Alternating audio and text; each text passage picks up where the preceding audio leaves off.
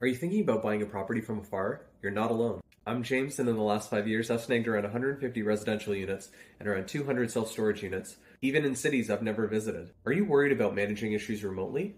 Let me show you how it's done with a real example. But first, if something breaks at your house, are you fixing it yourself? If you're not a plumber, an electrician, a handyman, guess what? You're going to be hiring someone anyway.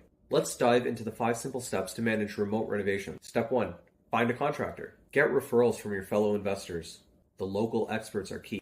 Seeing this text message, I gave a pretty clear introduction, request for scope, what my rough thoughts were, and where we'd be able to go from there on timeline and cost. Step 2. Choose your contractor. Get at least 3 quotes. Make sure the scopes are kept clear. I set some clear expectations for the quote, the time frame, and asked if he needs anything else just to let me know.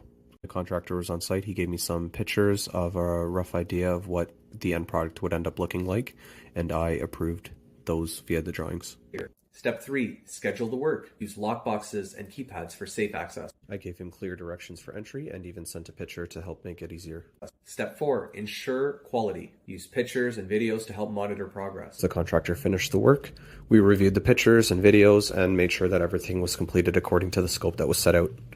Step 5. Make sure the job's done and pay. I got the final numbers after materials and labor were added up, and obviously made sure that it fit within the estimate and made sure to pay on time. And that's it. Are you ready to conquer remote property management?